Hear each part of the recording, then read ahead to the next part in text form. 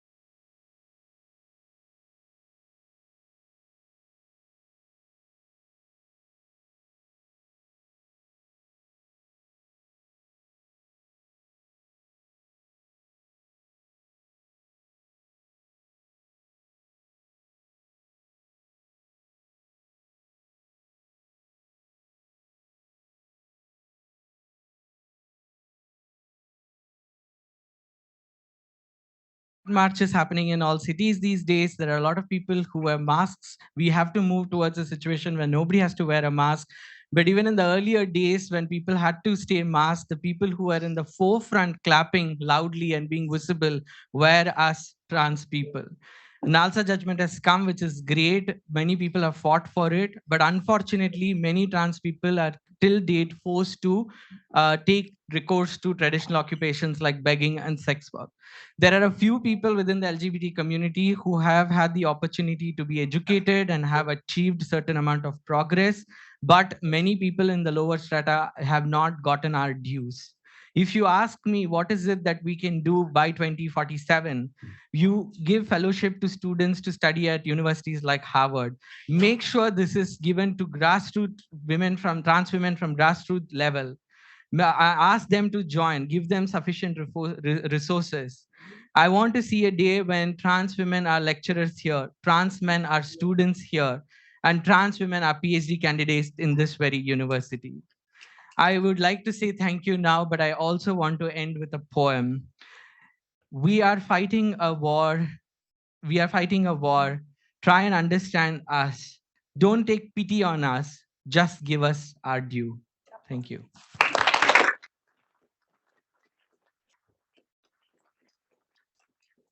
That'll take me a moment to read from. It's a lot to embody the translation. Got goosebumps. So I'll next move to Sushant ji. You kind of, in some sense, epitomize the hope that Revathi ji is wanting us to have, keep constantly working towards, right?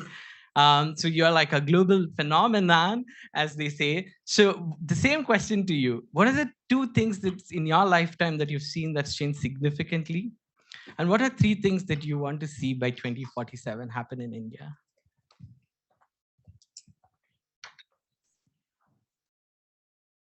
Oh, okay. First of all, thank you so much for having me here.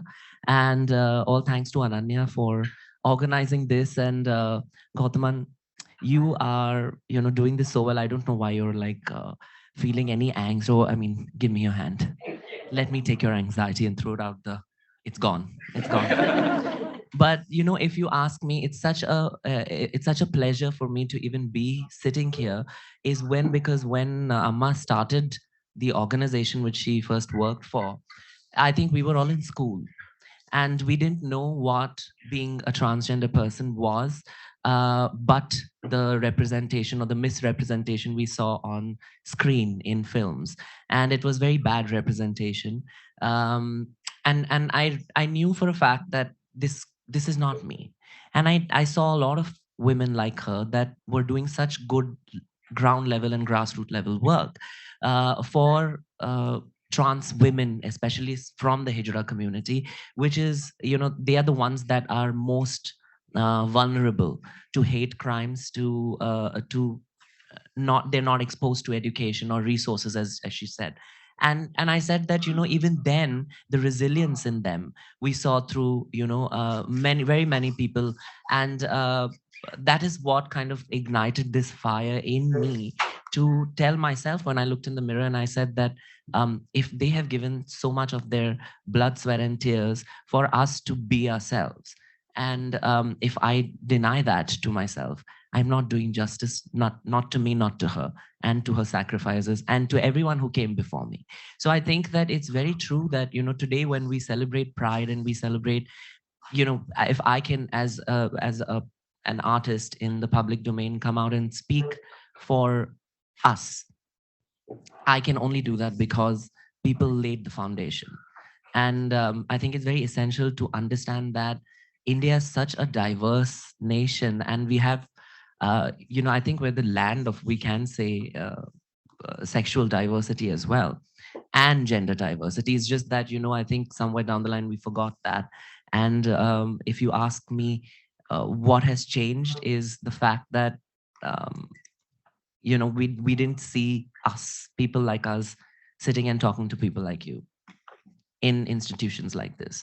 And I think that that's a beautiful change, and I thank each one of you for that. Shy doing all this without crying.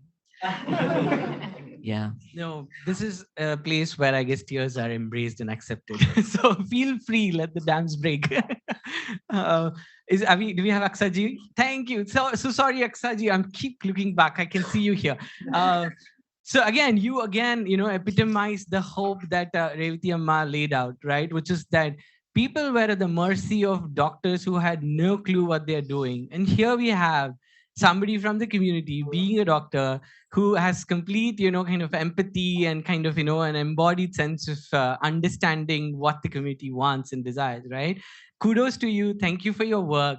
So same question to you. What are the 2 things in your lifetime that you think changed significantly? And what are the 3 things that are like wanting and you want to kind of, see it happen by the time India, celebrates 100 years of its independence? Hi Gowthaman, hi Sushant, hi Revathi Amma. Finally, very happy to be able to join virtually, and this is my 3rd time in India conference at Harvard, and thank you for loving me so much and bringing me back again and again to this conference. And it feels really nice, that we are having this conversation as we are celebrating 75 years of our independence and looking for a vision of the next 25 years. In terms of things, that have changed, I wish I could limit them to just 2. But then to prioritize and talk about 2 important things, I think, when I was growing up in Mumbai as a trans child and then as a trans adolescent in my medical college years, I came out in my 3rd year of medical college. And at that time, Section 377 was still there. Transness was still pathologized. It was called gender identity disorder. Homosexuality in Indian psychiatry was still considered as a sexual perversion. And it was that time, when I decided to embrace my identity and say, this is who I am, even if you call me a criminal, even if you call me a diseased person, this is who I am. Cut back to 2023, when I'm again back in the medical institution, but now as an educator, trying to tweak the curriculum to make it more trans affirmative, trying to change, our healthcare system. I'm very glad that this change has happened, that we are no longer considered to be people with disease.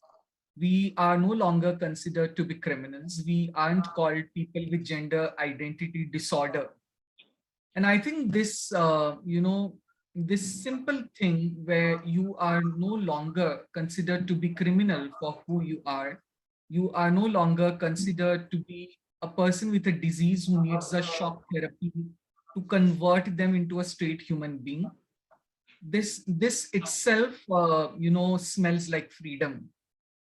And while most of the Indians got freedom in 1947, I often say this, that we got our freedom as trans persons when the Nalsa judgment was pronounced by the Supreme Court. And every day is, our freedom struggle continuing to secure more and more rights so that we can say that we are finally an equal citizen as compared to the other Indians. So I think these two important things, that the medical fraternity no longer considering as diseased and the law no longer considering as criminals, has been two very important changes. When it comes to the three visions, that I look forward in the next 25 years. First of all, I really don't know if I'll be there to see these changes happening. Just a quick trivial fact, but a very important one, that most of the trans people have very short life expectancy as compared to cisgender people.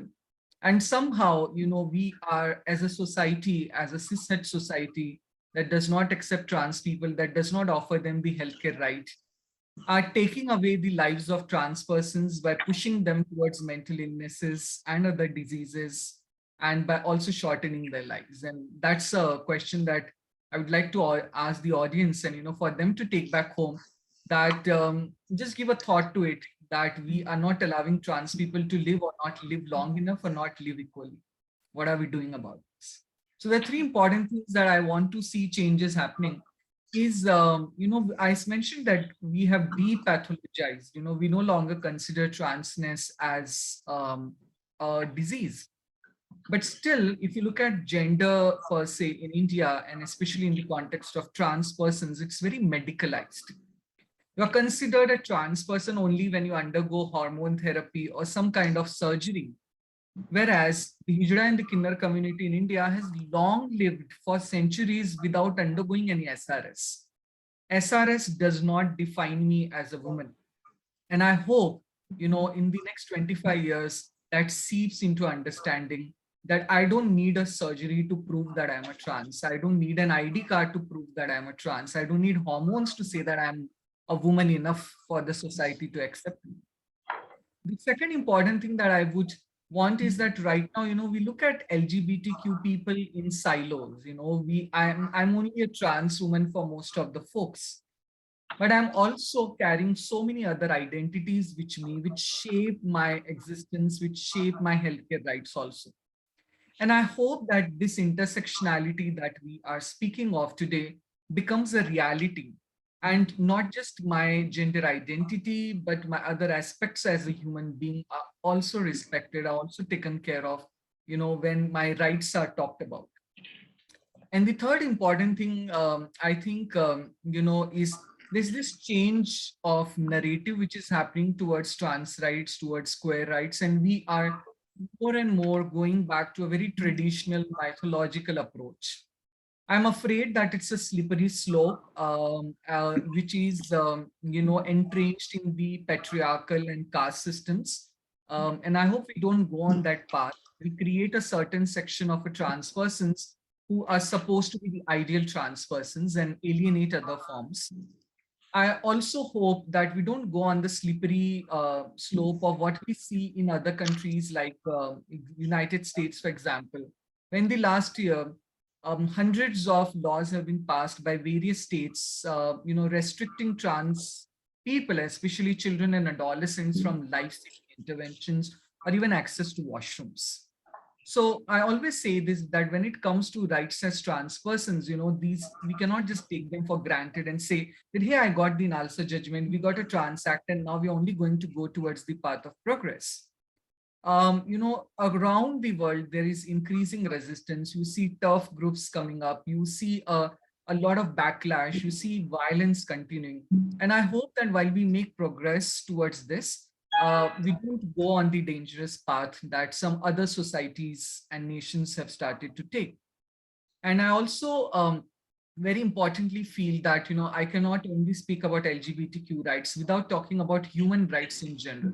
And if others are not safe, then I'm also not safe. So while I speak about LGBTQ rights, I must speak about human rights in general. because unless they are respected, my rights, talking about only my rights would be a very selfish and inadequate exercise. So those are my visions for the next 25 years. Thank you.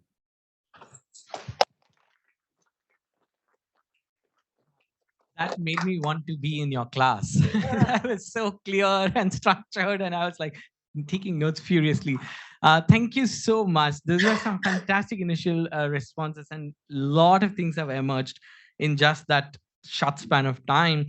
Right from kind of setting the historical stage in some sense in a very powerful way by Revathi Amma's kind of narration, and then kind of honoring that very history and kind of taking on that resilience to face the current day context, and then to the very very beautiful vision that has been charted out for us, which also suggests that progress is a very kind of contested terrain. It's not as easy that we move on like we got decriminalization, then we'll get marriage, and then we'll, it's not like a linear thing that we can just go about and then have progress, right? It's a lot of struggle. We take one step forward, two step backward, and we just keep going. So maybe just one round of questions before we open the questions to audience, because I really want to get as many audience questions as possible, but especially to the two of you, because you both use performance in a very strong way to kind of live in this world. So how does performance and kind of dance, song, music, theater add to LGBT rights, right? So உங்களுக்கான கேள்வி, நீங்க நாடக கலைஞராகவும் இருக்கீங்க. So அந்த நாடக கலை பத்தி நீங்க பேச விரும்புறீங்களா? எல்ஜிபிடி ரைட்ஸ் நமக்கு வேணும்னா நாடகம் மற்றும் மற்ற கலை நிகழ்ச்சிகள் எந்த அளவுக்கான ரோல் அதுல பிளே பண்ணுதுன்னு சொல்லிட்டு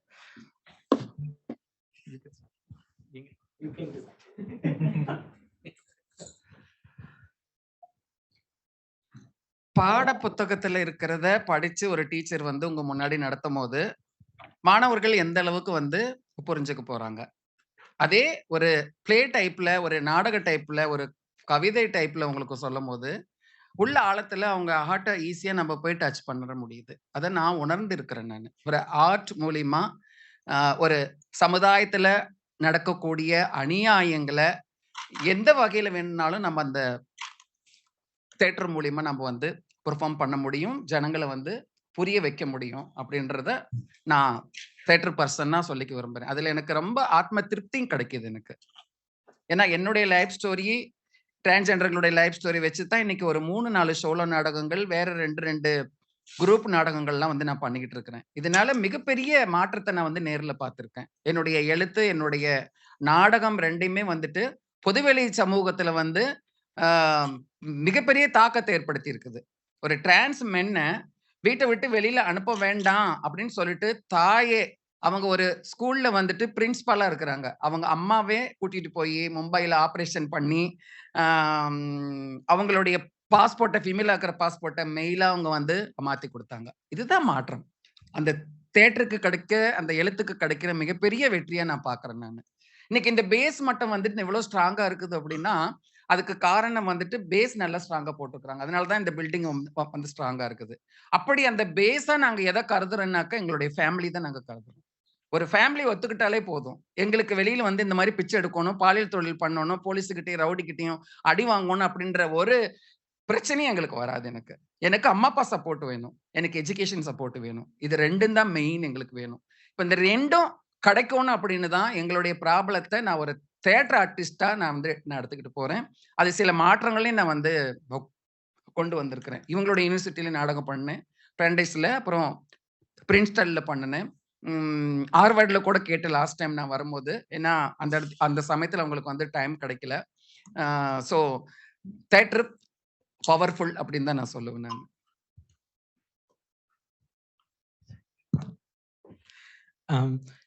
theater is very powerful.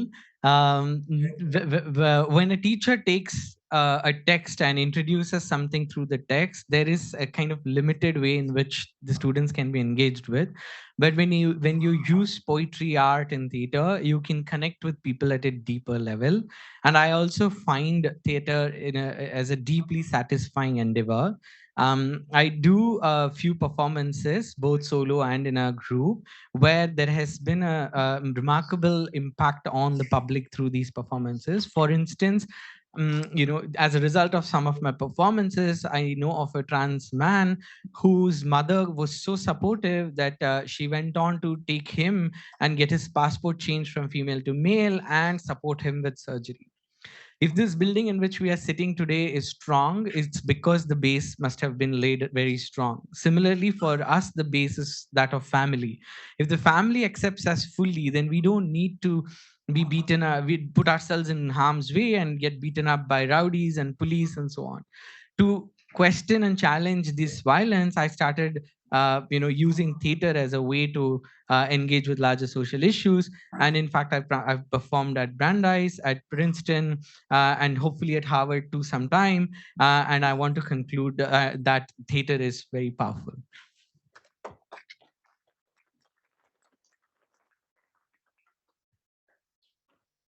So when I started my career as an artist 17 years back, I started with theater, but it was musical theater. So I sang, danced, and acted at once and remembered all my lines. Now I don't remember some of my co-actors. No, I'm kidding. But my thing was that, when we started off, it was so beautiful that we got to play various characters, regardless of, sometimes men played women, women played men. There were no trans people in our cast. I was secretly trans. I was not out of the closet. But and then so my thing was that I saw drag in a way which we didn't perceive from a very multidisciplinary lens. We see drag as just RuPaul's drag, and that's beautiful. But every drag is beautiful. And I think that in India, we have so many, we sort of challenge gender, and performance art automatically becomes political when a trans person is on stage in whatever they do, whether it's music, it's comedy, it's spoken word, it's performance art. And art is art regardless of your gender. And art breaks all these barriers. And so even when Nama speaks, you might not understand each and every word of what she says, but you know the emotion because she so beautifully expresses it. And so I think as artists, what the one gift we have is to express, and that self-expression is could take the form of music, dance, or theater and acting. And so for me, whenever I take to stage, it was very tough.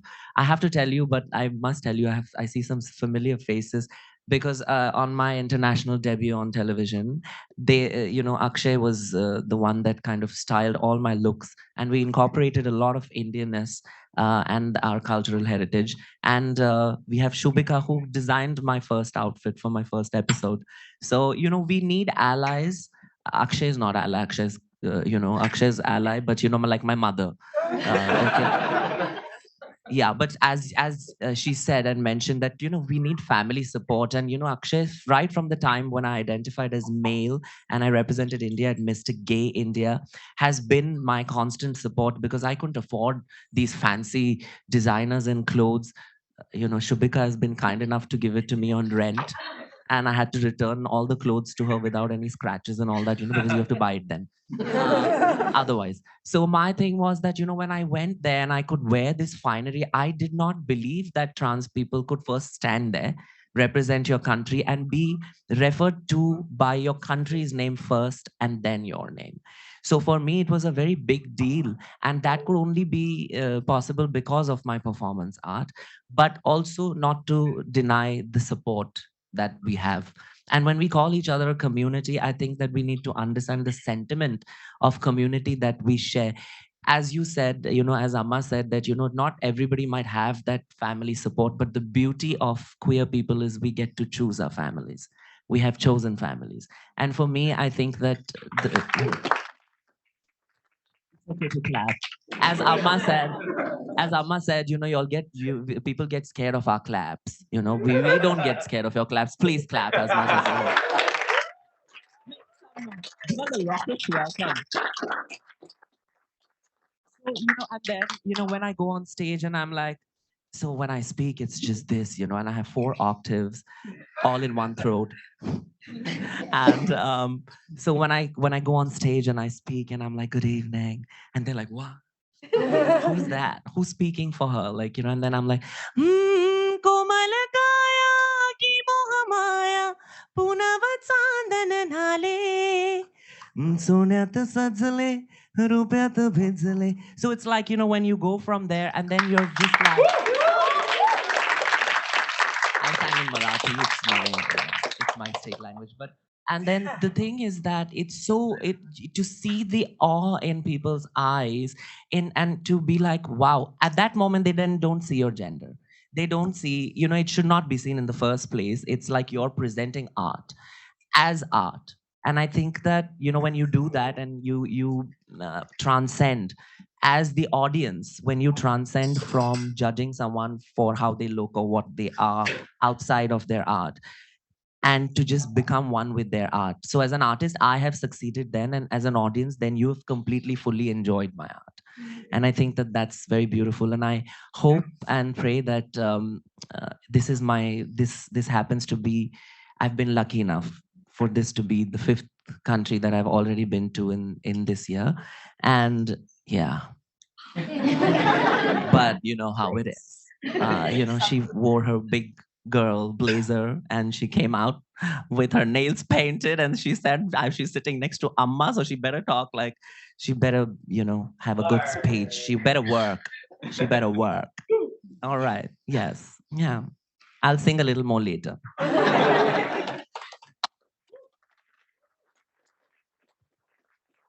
Now it's finally feeling like the gays and the trans people are in here. We have claps and we have laughs and songs and performance and everything. Yes, we do play into stereotypes sometimes. So, thank you so much. And mala Marathi pan बोलायला येतो. तमिळियम पेसुवेन कन्नडದಲ್ಲಿ ಮಾತಾಡ್ತೀನಿ. Aqsa ji, I don't want to put you out of the art conversation because you have to wear white robes often. You are on my Facebook friend list, and I do see some whispers of shairi, if I'm not wrong. Do you want to pitch in on, like, you know, how do you think of art, performance, songs, poetry, anything that, you know, contributes to your life or the people that you work with? And if you do want to add on to some of your medical stuff, feel free to, but I don't want to foreclose art for you. By the way, मला पण मराठी बोलायला येते. मी So finally, a lot of Maharashtrians have overtaken this panel. Yeah, I think, you know, as both the panelists mentioned, that art is a very important way of deconstructing, you know, the notions of gender and taking the conversations forward. Though I'm a medical doctor, I do not have allergy to art. In fact, we have been pushing for the cause of including medical humanities and using art to talk about empathy amongst the healthcare workers. And my research topic recently for my bioethics course was to look at how the trans representation in Indian media affects our biases, prejudices, and in general affects the attitudes of the healthcare workers. And, you know, one of my areas of research is to look at how the representation in the media has changed. And to take it personally, you know, when I was born and brought up in Mumbai in a chawl setup, you know, in late 1980s. And what we saw around us in terms of depiction of queer folks, you know, was either the people from the Hijra community who were shown as people who kidnap children, as people who were criminals, or we were shown gay men in a comic caricature role, you know, who were added just for the fun element and to make mockery at their cost. Now we have come to 2023, where trans people are in front of the lens, they are at the back of the lens. They're writing their own stories. We have trans script writers, we have trans directors, we have trans actors who are now claiming stake, you know, to the stage and the reel. And I think that's a very beautiful change, because if I'm not going to tell my story, you know, then I'm probably giving that to someone else to tell my story of my transness. It may be some other cis man who will be depicting my role. And I don't want that to happen. There's often this debate of whether the trans people should be, portraying the trans roles. I mean, isn't it all about acting and all?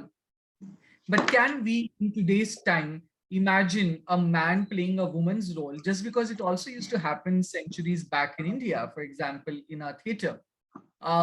Today, that would feel very awkward, right? I mean, it's like when women are there, then why is a man playing that role? But at the same time, when we talk about cis men playing trans roles, that debate seems, very balanced.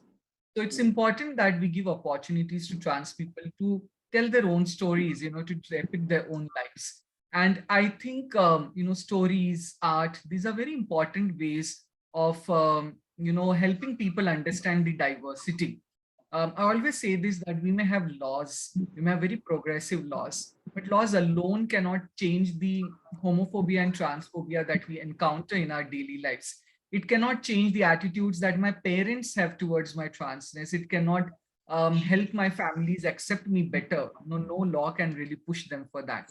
And it is only art, it is only our stories, it's only that human connection that can change that.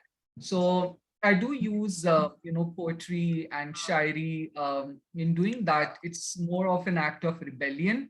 It's more of an act of there is this anger within you, and I think art is one way of removing that anger, and in that way is also an act of survival, because if I don't do that, probably I'll die of too much anger inside me. So yeah, I think art for me is not just a form of expression, it's also a tool of surviving the trans life. Yes, please clap. Suddenly taken over as the MC. I'm sorry. Yes. A big round of applause for Dr. Aqsa Shaikh, everyone. But I just wanted to say that, taking that forward is because when I was studying to be an industrial psychologist in Mumbai University, my master's thesis was actually on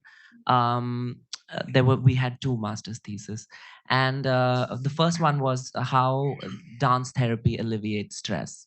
Like how music and dance can alleviate stress. So I think that it when you spoke about performance as a way of, and then connecting it to what doctor said, mm, it really does help in more ways than you can imagine.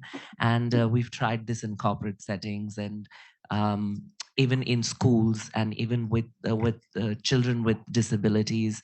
It really is magical. And I think that that's what is as what she said, the anger or the angst or the anxiety, and all of these various emotions that we hold within ourselves, we automatically release through dance, music. And it's now gaining momentum, and mental health now is suddenly this point of focus in India. But it's always been a problem for more of a problem, because trans people, queer people, let me just say, are more susceptible to illnesses and disorders, because we just push it where we're told like it's not cool to show your emotions all that much, and hide it as much as you can. Don't Okay, we'll accept you at home, but don't go out and tell people you're gay or you're trans. And then as trans people, you're so or as more and trans men, trans women, trans men, trans people, you're so overtly trans that you can't really hide it. What do you mean by hide it? So I think that all of these things, and then when you kind of have alternate therapies like dance and music therapy, it really really helps. I'm just putting it out there. So. Yeah, like I sometimes I say that there are people who don't have the luxury of closets. You're never in the closet in the first place to come out of it. Because you're always out there. நான் நீங்க சொன்ன ஒரு விஷயத்தை மட்டும் இங்க பகிர்ந்து கொள்ள போறேன். நீங்க நாடகத்தை பத்தி முதல்ல என்கிட்ட பேசினது. Revathi had once told me she performs, and there's a lot of kind of there's violence that he has faced that she performs. And in one of the meetings we had with her, we asked, don't you relive this violence and again when you perform? And she said, when I used to go and give testimonies in forums, I used to break down, I used to cry. But when I started performing, it didn't bother me that much, because then I used to say, it's no longer my burden. You people did this to me. It's yours. Now deal with it. உங்களோட வலி இப்போ நீங்க பாத்துக்கோங்க, நான் ஆறிட்டேன் அப்படின்ட்டு அததான் சொல்லிக்கிட்டேன். நான் தப்பா நினைச்சுக்காதீங்க, உங்க வார்த்தையை நான் எடுத்து. Great, thank you so much. This is fabulous. So we are at 12:18, but since we started late, we still have time for audience questions. So I suggest that we take 3 questions together, have a round of responses, and okay, we have 1, we have 2, and we have 3. So just project. Okay, just okay, perform. Yeah, so it is so nice to see you all over here, and it's very inspiring to hear from you about your views and how you are developing so many different things in India. So there is a question which is there always on the internet, it's always rolling. There are few people who identify that there are only 2 different genders, that is male and female, whereas there are few set of people who believe that there are more than 2 genders, in fact more than 50 or 100 genders. So what are your views on that? Also, at the same time, if you believe that there should be more than 2 genders, by 2047, do you think that people in India who believe that there are more than 2 genders should come out and speak up about it? Okay. My question is for Dr. Shaikh. I am a physician. I am training to be a pediatrician, and I work with teens that identify as non-binary, and I work in the US. So laws here are quite progressive and quite accepting of gender spectrum. And but I went to medical school in India. So my question to Dr. Shaikh would be, what needs to be done further in the medical community to train medical doctors to accept and give the kind of medical care that non-binary teens need? Okay, so this is a debate that I often find myself in because I'm from fashion and connected to Bollywood as well in some way. When we talk about the movies that use cis-het actors like Ayushmann Khurrana and, in Chandigarh Mein Aashiki, on one hand, I feel like my dad, who's close to 70 and like a very Hindutva and like Brahmin, and he's actually seen it. And I think the way he's been sensitized to it, he would not have actually seen a movie had it not been for these A-listers playing it. So in that sense, I feel like it serves the purpose for the community that, there is people are getting sensitized to it, or people are actually switching on their TV and watching. I mean, you can't expect a 70-year-old like Brahmin Hindu man cis-het sitting and watching it. On the other hand, the debate that from artists, like I feel like Sushant, you voiced this quite a few times, but I don't know what is the right way to actually have this discussion when people are having it with me. So I want to find the right terminology and the right way to do it. What do you think? Do you feel like it's actually servicing the community when these actors are playing such roles in Bollywood? Because there is nothing bigger than Bollywood in India to actually, no bigger platform. So do you feel like it's actually a service or a disservice to them? I think it's second to just translate. முதல் கேள்வி என்னன்னா, gender identity ஆண் பெண் மட்டும் இருந்துச்சு அப்படின்னு சில பேர் சொல்றாங்க. அது மட்டும்தான் இருக்கு. சில பேர் அதுக்கும் மேல நிறைய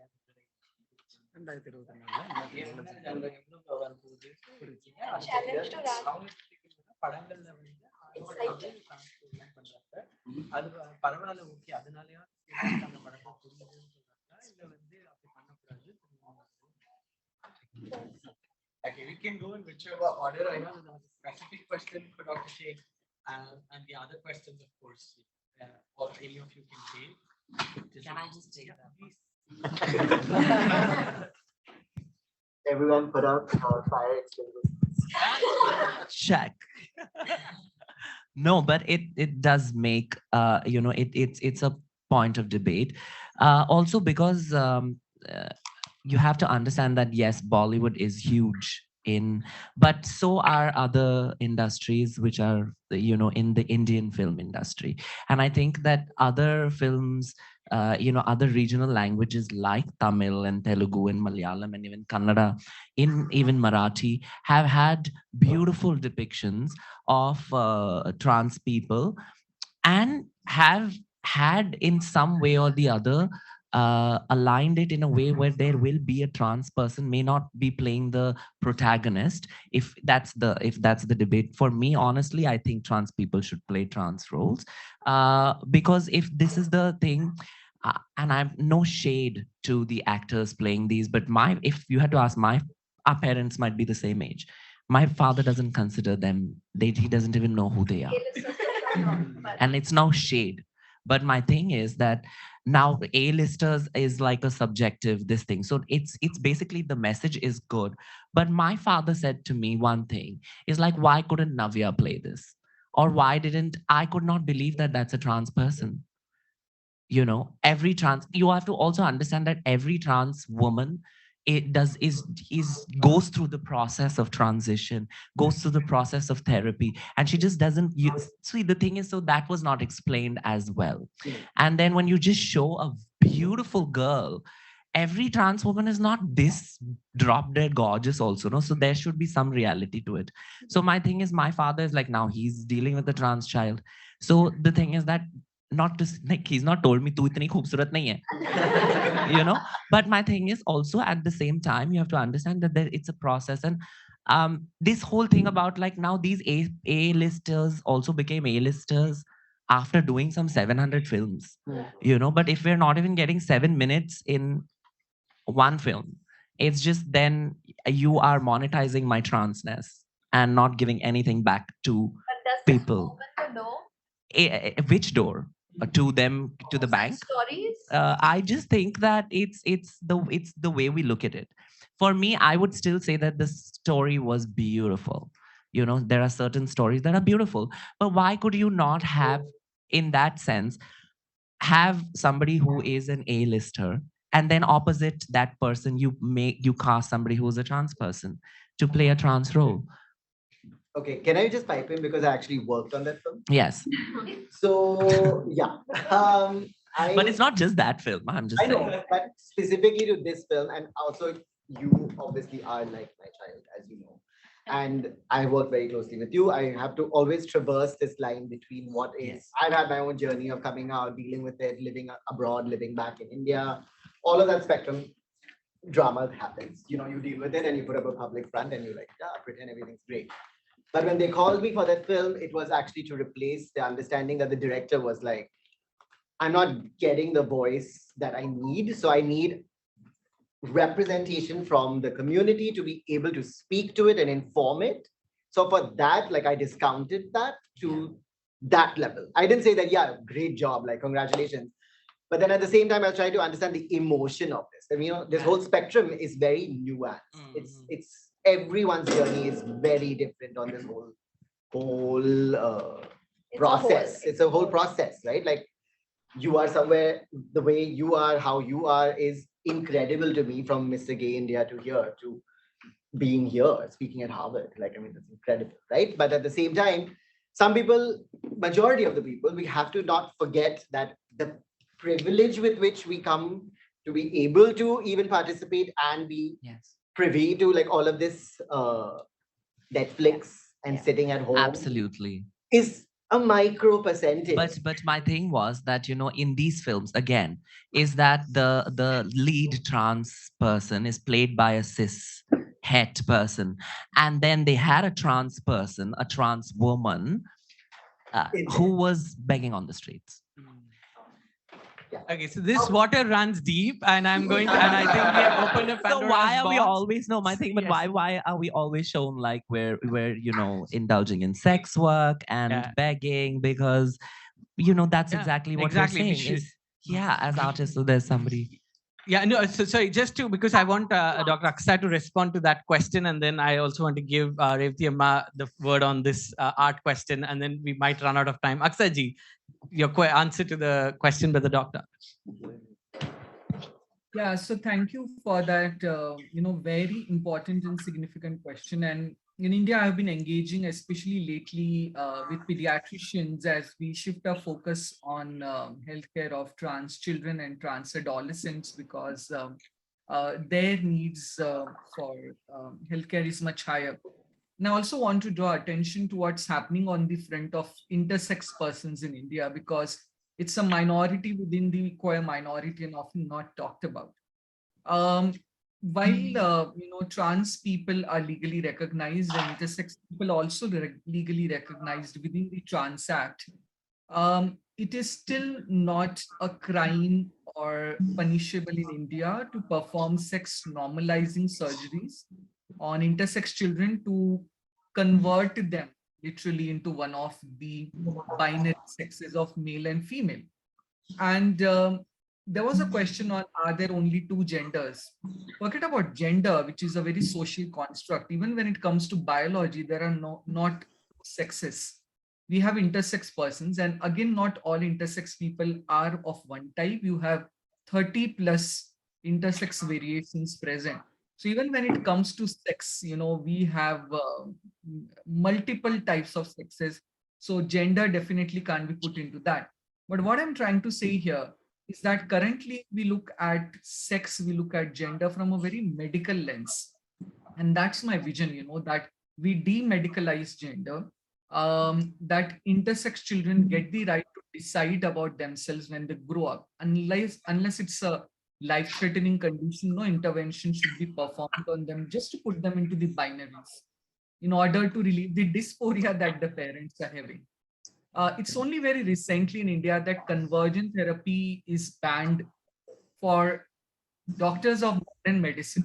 There's a lot of conversion therapy which keeps happening by all these babas and all these people who are practicing other forms of medicine. Till very recently, we had Baba Ramdev saying that yoga can cure homosexuality, right? When it comes to pubertal blockers in India, the access to pubertal blockers for trans adolescents is still very limited because there is always that, sword of POXO, which is dangling on the heads of the doctors. And very importantly, there is no knowledge in. So last time when I was speaking with pediatricians, they were like, we in our curriculum were never taught about this. And they are the teachers for the current medicos. And they are expected to talk about the new changes when they themselves have not been taught about it. So very important work that we are doing currently. And I also see a lot of support from the government in that, is that the medical curriculum is being tweaked. So you'll be happy to know that at least in subjects of forensic medicine and psychiatry, we have made some progress in changing the curriculum. And we hope to continue on this path further. I really do not have much hope from the doctors that passed out, a few decades back. And I'm really hopeful from the new medicals who are in the schools right now and who will be coming later, that these are the people who will demedicalize gender, who will look at trans persons as diverse humans and not just as people who need surgery to look a certain way and feel a certain way. And just a small comment on Chandigarh Kare Ashiki and other, artworks like Pati, Patni and Panga. I don't know how many of you even saw that. Even the short film like Monsoon Date, which always shows trans women post-transition as perfect looking cis women. And often they're shown as people who are cheating cis men by not revealing about their trans identity. And that creates a picture that, trans women post-surgery or post-interventions will look like perfect cis women, as if there is something called as perfect cis women. And that's actually creating a lot of misconception. Yes, Bollywood is powerful, but I think unlearning is a very difficult process, and I don't want your father to learn that this is how trans women look like post surgery, because they don't. And very important points mentioned there by Sushant. Completely agree with you and second you on that. Lots of love and support for that. I'll stop here. Great. Thank you so much. And I think we are almost out of time. So just last word to Revathi Amma on the art question, perhaps, and we call it a day. Maybe translation के लिए बहुत time हो जाएगा. मैं हिंदी में बात करने के लिए मैं कोशिश करेंगे क्योंकि मेजॉरिटी इधर हिंदी है. अच्छा, पहला जेंडर कौन है, फर्स्ट जेंडर कौन है, सेकंड जेंडर कौन है, थर्ड जेंडर कौन है? ये क्यों जेंडर का बात आ रहा है? इसकी मतलब हम थर्ड जेंडर है, मगर आदमी लोग फर्स्ट जेंडर है। औरत लोग रखना फर्स्ट जेंडर, मुझे रखना सेकंड जेंडर, बाप में रखना तुम लोग थर्ड जेंडर। अपना जेंडर अपना अपना हक है, अपना अपना सेक्सुअलिटी अपना अपना हक है। मैं कोई भी रहने दो, किसकी भी शादी करने दो, तुमके क्या होता है जेलसी, है ना?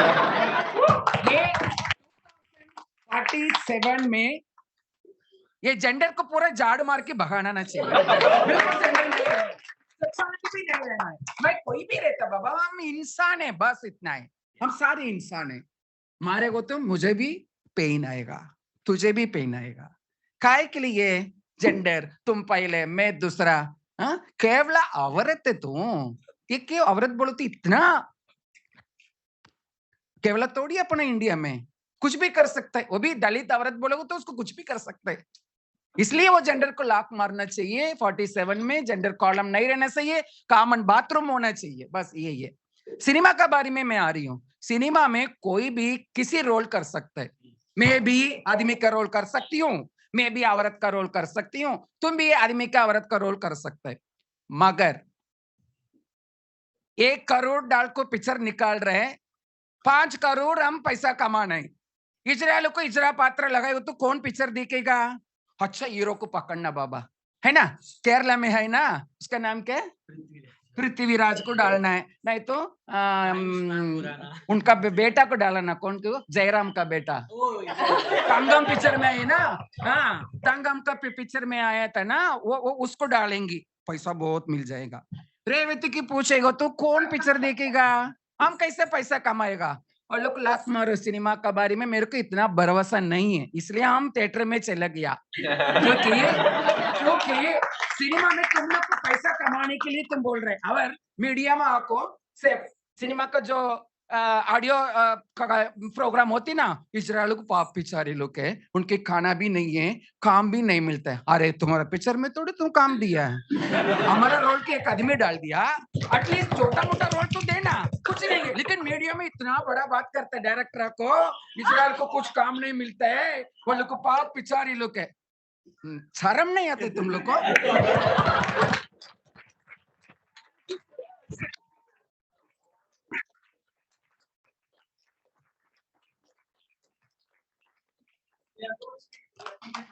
And as we oh my god. Aqsa, did you have fun? Did you enjoy the show? I want to thank all of you once again for joining us today. Please do join us for lunch as well. And of course, thank you to all the three of you and Aqsa for joining us virtually today. And what a bright morning. Thank you so much. Thank you.